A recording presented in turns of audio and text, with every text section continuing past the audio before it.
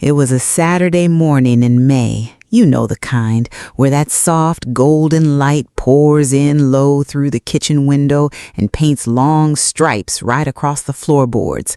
And there I was, standing at my sink, washing the same coffee cup for the third time because my mind was already 200 miles away, with a son who had told me not to come see him graduate.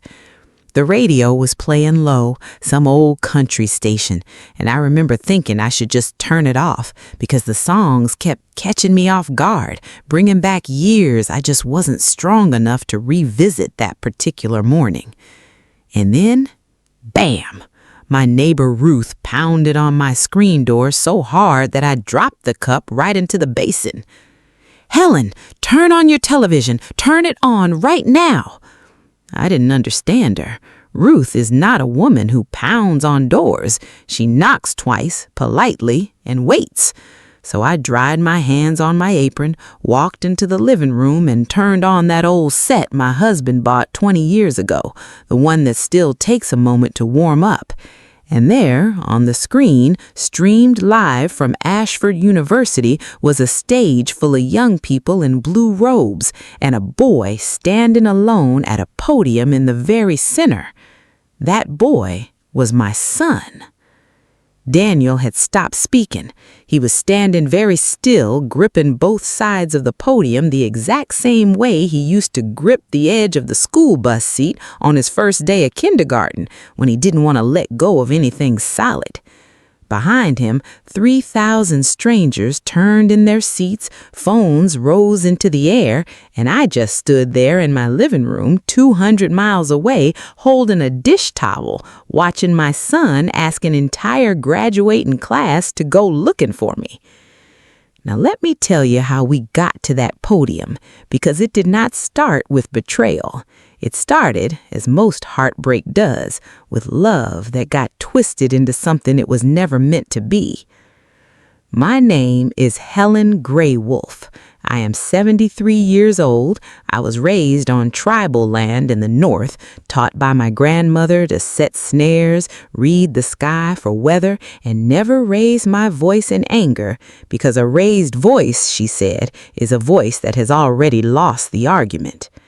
I carried those lessons my whole life, through a marriage that gave me one good son and then ended too early when my husband's heart failed him on a Tuesday morning while he was fixing the truck. I carried them through 18 years of working the register and then the kitchen at Doyle's Diner on Route 9, on my feet from 5 in the morning until the lunch rush cleared out, coming home every night smelling of bacon grease and coffee, too tired most evenings to do anything but sit on the porch and watch the light go orange over the ridge. Mr. Doyle himself, an old widower with a bad hip and a soft heart he pretended not to have, used to tell the new waitresses that I ran that kitchen better than any man he'd hired in 30 years. He gave me Sundays off without me ever having to ask, because he knew Sundays were for Daniel's phone call. He never once scheduled me against it in 18 years.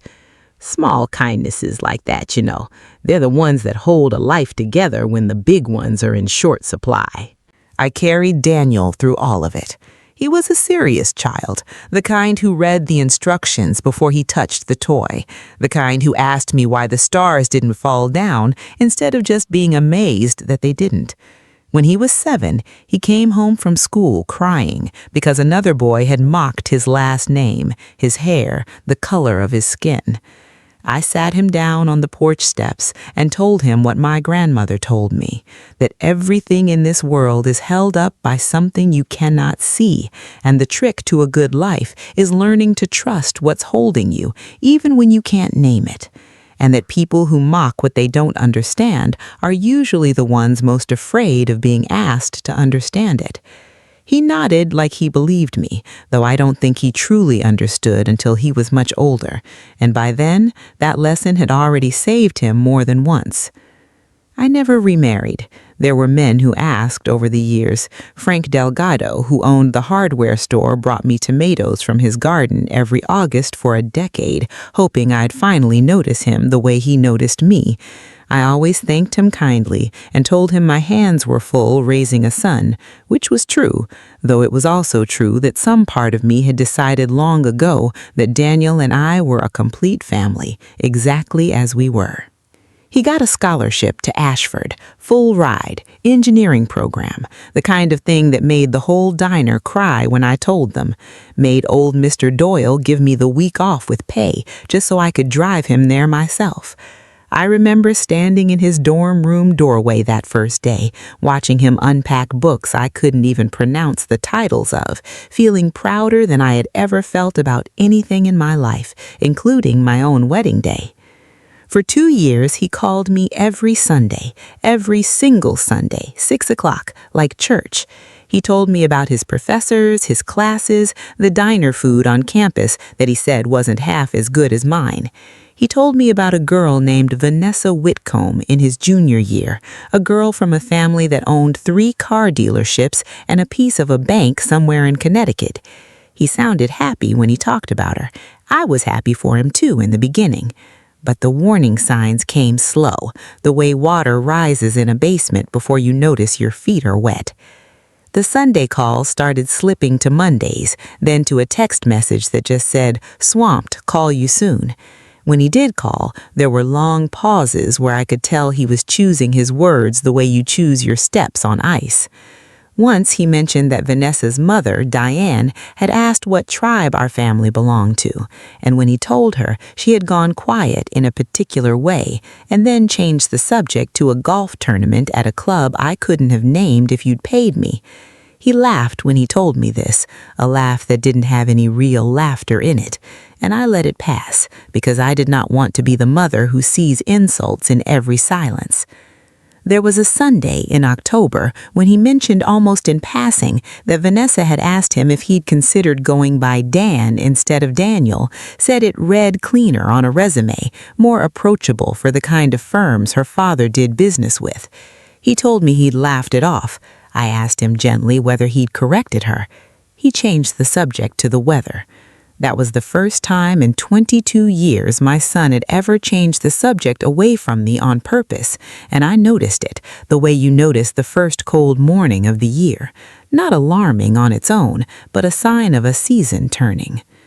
My friend Bia, who I have known since we were girls braiding each other's hair on the porch of my grandmother's house, told me once that the people who intend to erode you rarely announce it.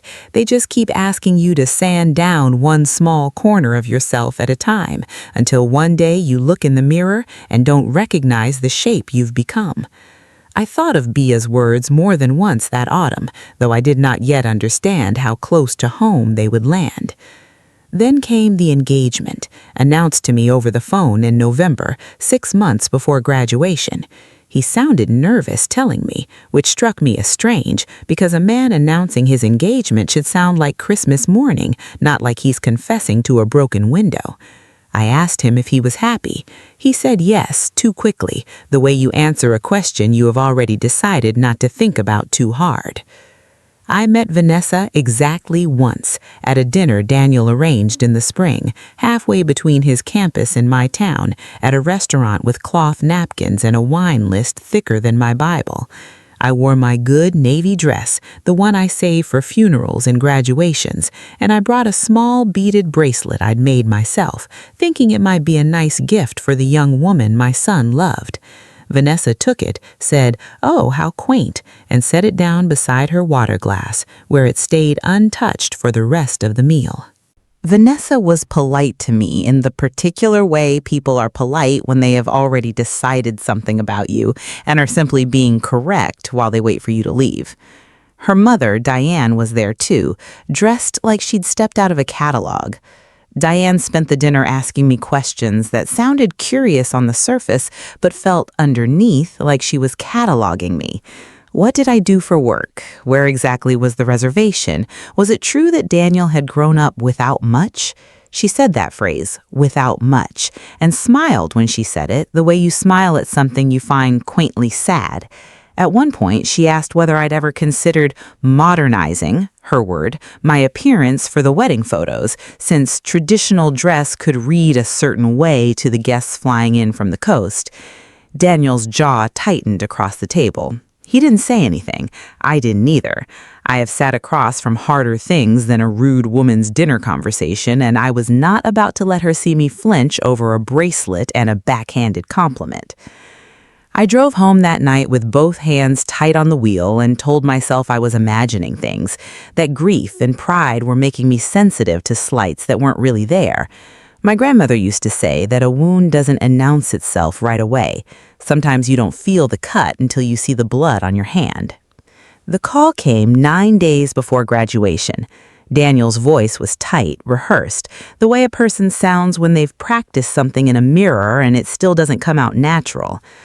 "Mom, I need to talk to you about graduation." "I already booked the motel, honey. The blue one by the science building. Remember? The one you—" "Mom," he cut me off, which he had never once done in 22 years. "I don't think you should come." I set down the phone on the counter for a moment just to make sure I had heard him correctly. Then I picked it back up. "Say that again?" There's a lot going on. The seating is complicated. The Whitcombs are hosting a reception after. There's going to be photographers from the alumni magazine, and I just think it would be simpler, cleaner if it was a smaller—" He stopped himself. "I just don't think you should come. I'm sorry." "Simpler and cleaner?" I repeated the words back to him slowly, tasting how strange they felt in my mouth. "Daniel, I raised you. I sat in that folding chair for every science fair, every debate final, every single graduation you've ever had going back to kindergarten.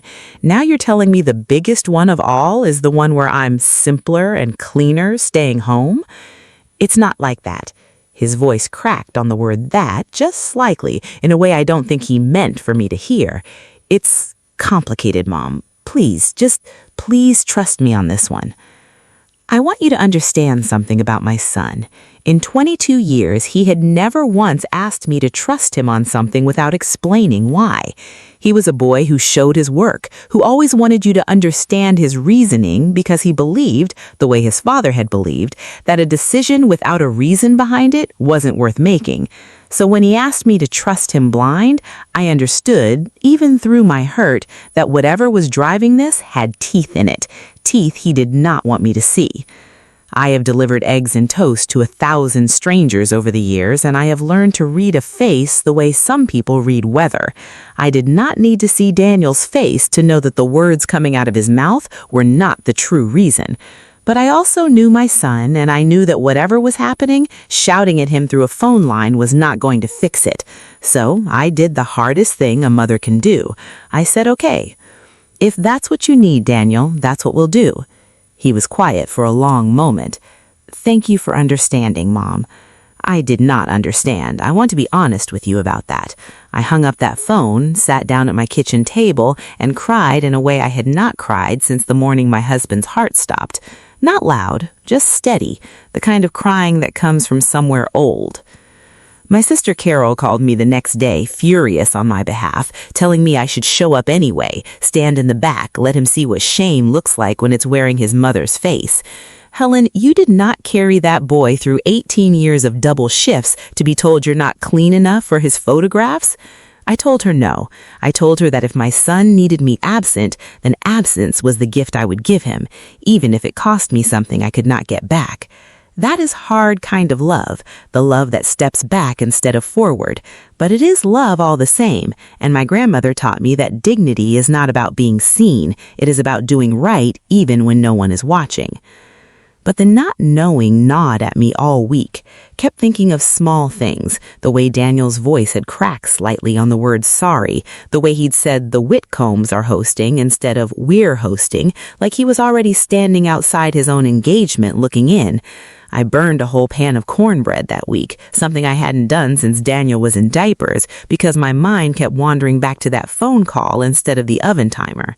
Something was wrong, and it was bigger than seating charts.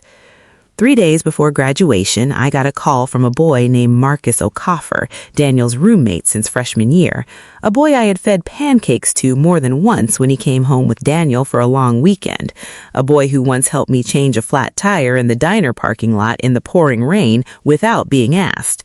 Marcus's voice was low, like he was calling from somewhere he didn't want to be overheard. Mrs. Graywolf, I don't think Daniel is telling you the real reason, and I don't think he should have to carry this alone. He told me that Diane Whitcomb had come to Daniel's apartment 2 weeks ago, uninvited, letting herself past the front desk with a smile the doorman apparently found hard to refuse. She had sat down on Daniel's own couch and told him plainly that if his reservation family, her words, showed up at graduation and the reception, it would embarrass Vanessa in front of the family's business associates, several of whom were considering Daniel for a position at the dealership group after graduation, a job that would set him up for life. She implied, without quite saying it outright, that the engagement itself and Daniel's whole future with that family depended on him understanding how things needed to look. Marcus said Daniel had not slept properly in 2 weeks. He said Daniel had told him late one night over a beer he never touched that he felt like he was being asked to erase his own mother to keep a woman who claimed to love him, and he didn't know how to say no to people who had already decided who he was allowed to be. He kept saying it wasn't about being ashamed of you, Mrs. Graywolf. He kept saying it over and over, like he was trying to convince himself more than me. I sat with that for a long time after I hung up the phone. I was angry, yes, I will not pretend to you that I wasn't, but underneath the anger was something sharper, grief for a son who had been cornered into choosing between the woman who raised him and the future that had been dangled in front of him like a shining thing on a hook. I understood finally that the call telling me not to come had not been Daniel closing a door on me. It had been Daniel frightened and cornered, trying to protect me from a room full of people who were prepared to make me a spectacle. Knowing that did not make the pain smaller, but it changed its shape. After I hung up with Marcus, I sat at my kitchen table for a long while, turning the new information over the way you turn a stone in your palm, looking for the sharp edge. Part of me wanted to call Daniel immediately and tell him I knew everything, that he didn't have to carry this alone, that I would drive up that very night if it meant standing beside him while he figured out what to do. But another part of me, the part shaped by my grandmother's teaching, understood that this was not a battle I could fight for him. Some lessons a person has to walk through themselves, even when it breaks your heart to watch from the outside. That evening, my sister Carol came by unannounced, letting herself in the way she's done since we were girls, carrying a casserole dish she didn't need to bring because she knew I wouldn't have much appetite. She sat across from me at the table and listened while I told her what Marcus had said, and when I finished, she was quiet for a long moment, which for Carol is a kind of miracle. "You know what I think?" she finally said. "I think that boy is standing at a fork in the road, and he doesn't yet know which version of himself he wants to become. You didn't raise him to need saving, Helen. You raised him to know right from wrong. Sometimes the hardest thing a mother can do is trust that the raising already happened and let the boy find his own way to the truth." I thought about that conversation more than once in the days that followed, especially on the morning of graduation itself, when I woke before dawn out of habit, made coffee I didn't drink, and sat at my window watching the sky lighten over the ridge, knowing that 200 miles away my son was waking up to a day that would ask more of him than any exam ever had. I did not call him back to confront him. I did not call Diane Whitcomb to give her the peace of my mind that had been building in me for months, though I will admit I composed that speech in my head more than once while scrubbing pots at the diner's sink. Instead, I did what my grandmother would have done. I sat on my porch the night before graduation, watched the sun go down over the ridge, and asked the old questions out loud into the quiet. What is the right thing, and what is the strong thing, and are they the same thing this time? My cat, an old orange Tom named Rusty, who has outlived 2 of my houseplants and most of my patients, curled up against my feet and seemed to be waiting for the answer right along with me. I thought about that woman my grandmother was, standing her ground without ever raising her voice, and I thought about the woman I wanted my son to remember when he thought of me. Not a woman who forced her way into a room where she'd been asked, however unfairly, to stay out, but a woman who kept her word even when it cost her something, and trusted that the truth, given enough room, has a way of finding its own way to the light. Somewhere in that long orange evening, watching the ridge go from gold to purple to the deep blue that means the day is truly over, I made my decision. I did not go to the graduation. I stayed home, exactly as my son had asked me to. But I could not stay away from him entirely. So at 9 in the morning, while the ceremony was setting up 200 miles from my kitchen table, I put on my good navy dress, the same one from that dinner months before, and I drove. Not to walk in, not to sit among the families with their bright bouquets and their proud, easy smiles. I drove to sit in the parking lot outside the stadium in my old truck, close enough to be near my son on the biggest day of his life, far enough to keep the promise I had made him. I told myself I would listen to what I could hear through the open gates, and then I would drive home before the ceremony even ended, and he would never have to know I had been there at all. I parked in the back row under a maple tree that hadn't quite finished leafing out for the season, and I rolled my window down so I could hear the faint sound of the marching band tuning up somewhere beyond the stadium walls. A young man in a bright yellow vest waved me through the gate without asking many questions. I found out later his name was Tyler, and that he would matter to this story more than either of us could have guessed in that moment. I sat there with my hands folded in my lap, watching families stream past in their Sunday best, feeling like a woman standing just outside a window looking in on her own life. I did not know that Marcus had told Daniel I might do exactly that. Inside the stadium, Daniel was sitting in the front row of graduates, second from the aisle, and beside him, 4 rows back in the reserved family section, sat Vanessa and Diane Whitcomb, dressed like they were attending their own coronation. Daniel told me afterward that he had spent the entire ceremony rehearsing 2 different speeches in his head. One was the speech the university had approved, safe and grateful and forgettable, 3 note cards of thank yous he'd written weeks earlier, when the biggest thing on his mind was which cap decoration wouldn't get confiscated by the dean's office. The other was the speech that had been building in him for 2 weeks, ever since Marcus told him what he'd overheard, ever since he lay awake at 3 in the morning realizing what he had actually done when he told his mother to stay home. He said that as the dean read through the names ahead of his, alphabetically climbing toward the G's and then past them toward the top of the class, he kept running his thumb along the folded note cards in his jacket pocket and kept feeling, more with every name called, that reading them out loud was going to feel like betraying himself all over again, on a stage, in front of everyone, with no one left to blame but the boy holding the microphone. When the dean called his name, valedictorian, top of the engineering program, he walked to that podium with the approved speech in his jacket pocket, and he never took it out. He began the way he had planned, thanking the faculty, thanking his classmates, and then, he told me later, he looked out at the sea of families in the stands, at all those mothers dabbing their eyes, all those fathers holding up phones, and he looked for me, out of habit more than hope, knowing I wouldn't be there, knowing he was the reason, and something in him simply broke open. "I want to tell you about my mother," he said, and his voice had already started to shake. "Her name is Helen Graywolf. She raised me alone after my father died, on a diner cook's wages, in a town most of you have never heard of and never will. She worked double shifts so I could have a laptop for school. She drove me to debate tournaments at 4 in the morning because that was the only time she wasn't working. Everything I am standing on today, this stage, this degree, this future, she built with her own 2 hands, and she never once asked me to thank her for it." He said the auditorium had gone very still, still enough that he could hear the hum of the sound system and his own pulse in his ears.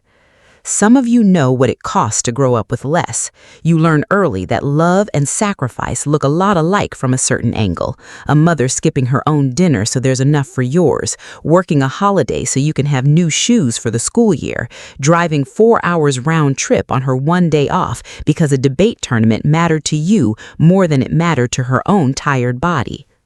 I spent my whole childhood being loved like that, and I never once had to wonder if it was real, because real love doesn't need an audience to prove itself. He said he could feel Vanessa's eyes on him from the family section, though he did not look at her, not yet. 2 weeks ago, I let someone convince me that the love I grew up with needed to be hidden to be acceptable. I let someone tell me that my mother's face, her name, the reservation she comes from, would embarrass the very family I was about to marry into. And instead of standing up in that moment the way she raised me to stand up, I picked up the phone and I asked the person who gave me everything to disappear for one day so that other people's comfort could stay intact. 2 weeks ago, I was told by people who believed they had the right to tell me that my mother's presence today would be an embarrassment, that if I wanted a future with this family, with this company, with the life that was being offered to me, I needed to understand how things needed to look. And I was afraid enough and tired enough and young enough that I called my mother and I told her not to come to my own graduation. He said he heard someone gasp near the family section, but he did not look at Vanessa or her mother. He looked straight ahead at the empty seat where I should have been sitting. That is the worst thing I have ever done, not because it hurt her, though it did, but because for one night I let someone convince me that where I came from was something to hide, instead of the reason I'm standing here at all. My mother taught me that dignity isn't about how a room perceives you, it's about doing right even when no one's applauding for it. I forgot that lesson for exactly 9 days, and I am done forgetting it. That was when he stopped. That was when he gripped the podium and said the words that Ruth pounded on my door to make me hear. My mother is not in this room. I told her not to come. That was the worst mistake I have made in 22 years, and I am not finishing this speech until someone finds her and brings her here. He told the stunned crowd that if I had listened to him, truly listened, I might be sitting in my truck in the parking lot right now, close enough to be near him, far enough to keep my word. He asked if there was anyone watching the live stream from a phone in that lot to please come find him. Tyler, the young man in the yellow vest who had waved me through the gate that morning, had been half watching the ceremony on his phone, propped against his water bottle, when he heard those words come through the tinny little speaker. He told me later that something in Daniel's voice made the hair stand up on his arms, and he thought immediately of the older woman in the faded blue pickup he'd waved through an hour ago, the one with a rosary hanging from the mirror and a look on her face like she was trying very hard to be somewhere she promised not to be. He didn't even finish his sentence to the coworker standing next to him. He just ran, cutting across the grass instead of the paved walkway, radio bouncing against his hip, scanning the back rows of the parking lot for a truck he prayed he hadn't imagined. I remember the knock on my truck window like I remember very few things in my life. I had the radio on low, some talk station out of the city, and I was 3 minutes from starting the engine and driving home, with my promise kept and my heart still in pieces, when Tyler's knuckles rapped against the glass. I remember his face, flushed from running, breaking into a grin before he'd even caught his breath. "Ma'am," he said, "I think your son needs you, right now." He stopped the whole ceremony. I remember my hands shaking so badly I could barely find the door handle, and I remember Tyler half jogging beside me across that parking lot, telling me to hurry, that they were holding the doors, that the whole stadium was waiting. I will not pretend I walked into that stadium gracefully. I half walked, half ran down the aisle in my good navy dress and my worn-out shoes, past 3,000 strangers who had somehow all turned to watch me, past rows of families holding their breath, past Diane Whitcomb's face, which had gone the color of old ash, and I did not look at her at all, because she was not who I had come for. Daniel came down off that stage before I even reached the front, taking the steps 2 at a time in his robe, nearly losing his cap in the process.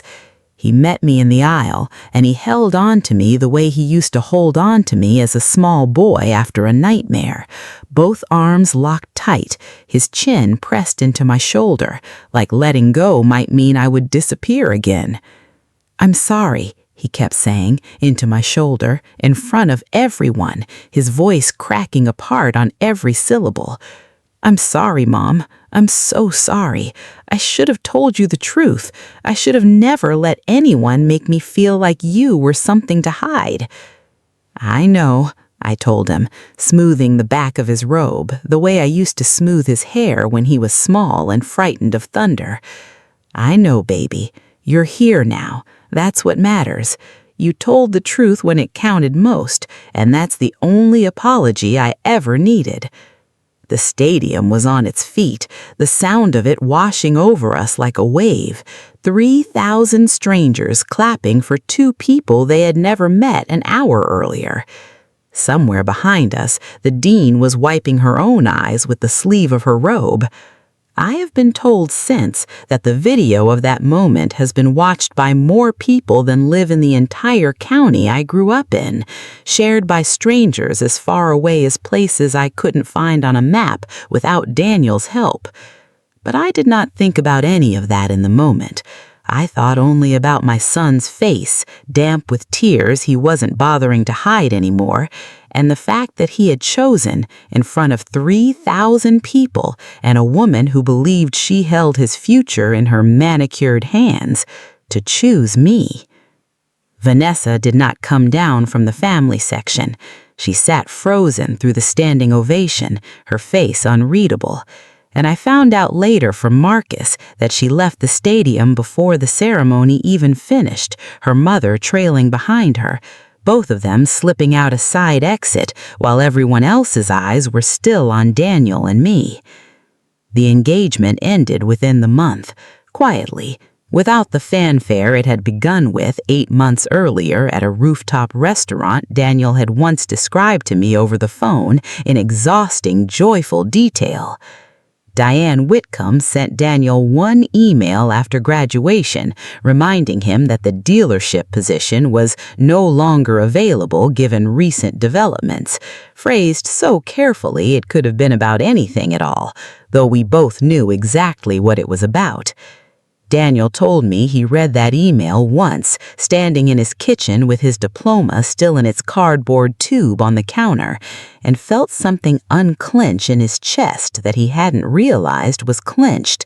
He deleted it and felt nothing but relief. He told me weeks later on one of those Sunday visits that the strangest part of the whole ordeal wasn't losing the engagement or the job offer. It was realizing how easily he had almost let both of those things cost him something no salary could ever replace. "I kept thinking I was being practical," he said, turning his coffee mug slowly on my kitchen table. "But practical isn't supposed to feel like erasing someone who never did anything but love you right." He did not go work for a family that measured his worth by what could be hidden. He took a smaller position at an engineering firm 2 hours from my home, in a town where nobody asks what tribe you belong to before they decide whether to shake your hand. His new supervisor, a quiet man named George, who grew up on a ranch not so different in spirit from the land I was raised on, told Daniel in his first week that character mattered more to him than pedigree. And Daniel called me that night just to repeat the sentence back to me, like he was still getting used to what it felt like to be somewhere he didn't have to shrink. He drives up on Sundays now, 6 o'clock, like church, just like it used to be. Sometimes he brings Marcus, who has become something like a second son to me, always first in line for a plate of my cornbread, this time baked properly. Sometimes he just brings himself, tired from the work week, and sits at my kitchen table, telling me about bridges and load calculations I don't fully understand. And I listen the way I always have, because listening was never about understanding every word. It was about being there for the ones that mattered. I think about that day often, usually in the quiet hour after supper, when the light does the same thing over the ridge that it did the evening I made my decision on the porch. I think about the two very different mistakes at the center of it, mine in believing that keeping the peace meant disappearing, and his in believing for 9 frightened days that love could be edited down to fit someone else's comfort. We were both wrong in the same direction, trying to make ourselves smaller so someone else could feel bigger. It took a stage, a microphone, and 3,000 strangers for both of us to learn better, though I sometimes wish the lesson could have found us more gently. I have thought, too, about Diane Whitcomb, and I find that I do not carry anger toward her the way I once thought I might. My grandmother taught me that people who need to diminish others to feel large are usually carrying an emptiness heavier than anything they could ever make you feel. I do not know what hollowed her out long before she ever met my son, but I know that whatever it was, it is hers to carry, not mine, and I have no interest in picking it up on her behalf. Forgiveness, my grandmother always said, is not a gift you give to the person who wronged you. It is a gift you give yourself, so the wrong doesn't get to keep living in your chest rent-free. My grandmother used to tell me that a tree does not apologize for its roots, no matter how deep or how tangled or how far from the ground others think they should be hidden. The roots are not the shameful part of the tree. They are the reason it is still standing after every storm that tried to take it down. I spent one long, quiet week believing I should make myself invisible for my son's sake. I will never make that mistake again, and neither, I believe, will he. Some lessons cost more than they should, but once they're paid for, they stay paid for good. Bea came by the diner the week after graduation, sliding into my old booth like she'd done 1,000 times before, and she asked me if I felt vindicated, if some part of me wanted to gloat just a little over how it had all turned out. I told her the truth, that I didn't feel victorious so much as I felt whole, the way you feel after a long fever finally breaks and you realized you'd forgotten what it was like to breathe without effort. Vindication is for people who were fighting to win. I was never fighting to win. I was only ever trying to raise a good man. And on that stage, in front of 3,000 strangers, I finally got to see that the raising had taken. Mr. Doyle put a photograph Ruth had taken of the reunion on the wall behind the register, right next to the one of his late wife on their wedding day, and he tells every new customer who asks about it that it's the proudest thing that diner has ever seen walk through its doors, prouder even than the health inspector's perfect score 3 years running. I laugh every time he says it, though there's truth buried in the joke, the way there usually is with Mr. Doyle. If you are a mother or a father who has ever been asked to shrink yourself for someone else's comfort, I want you to hear this. You are not the embarrassment in the room. You are the roots, and any love that asks you to hide your roots was never sturdy enough to call itself love in the first place. If this story moved you, tell me in the comments where you're watching from. And if you've ever had a moment like Daniel's, where you finally stood up for the person who raised you, I would be honored to hear it. Until next time, walk gently, and remember, you are always worth being found.